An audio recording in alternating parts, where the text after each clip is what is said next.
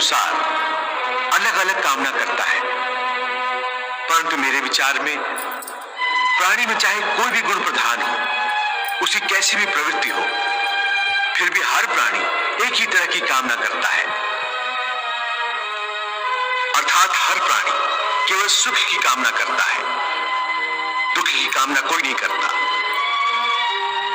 वो कभी दुखी नहीं होना चाहता, इसीलिए सदा सुख के लिए प्रयत्न करता रहता है, चाहे वह मनुष्य राजा हो या रंक हो, स्त्री हो या पुरुष हो।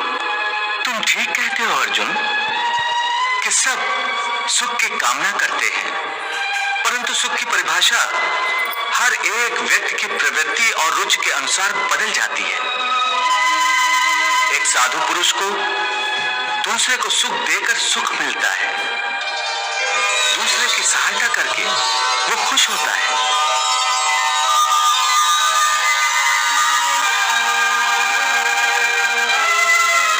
और एक नीच प्रवृत्ति वाला मनुष्य किसी को दुख देकर सुखी होता है।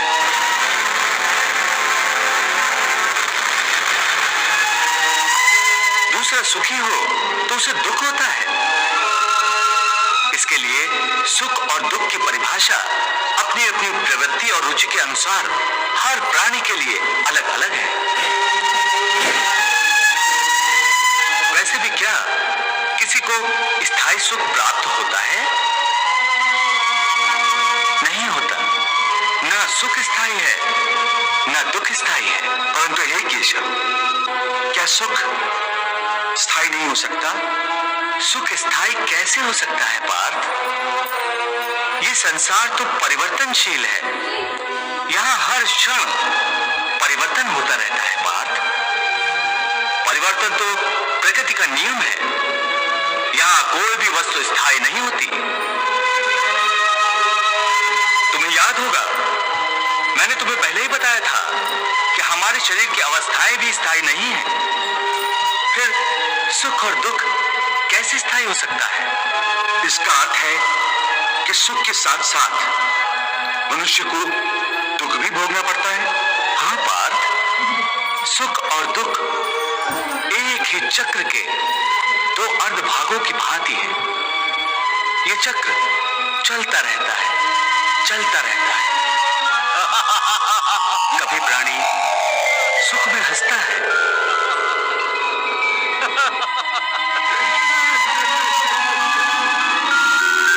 वही प्राणी दुख में रोता और बिलखता है। परंतु काल चक्र कभी नहीं रुकता। सुख दुख का ये चक्र चलता ही रहता है। और मनुष्य के जीवन में सुख और दुख लगातार आते जाते रहते हैं।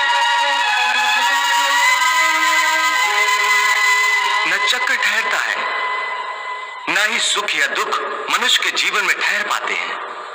यदि सुख आया तो वो सदा नहीं रहेगा, और यदि दुख आया तो वो भी सदा नहीं रह पाएगा। देवी, प्रभु की दिव्य वाणी के रूप में आज समस्त मानव जाति के लिए एक नए अध्याय की रचना हो रही है।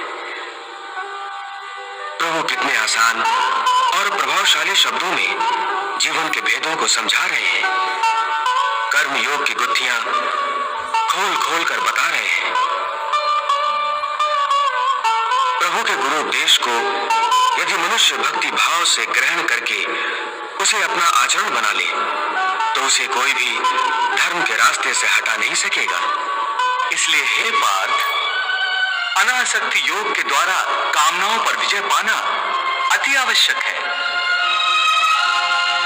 क्योंकि कामनाओं की पूर्ति होकर भी कभी नहीं होती।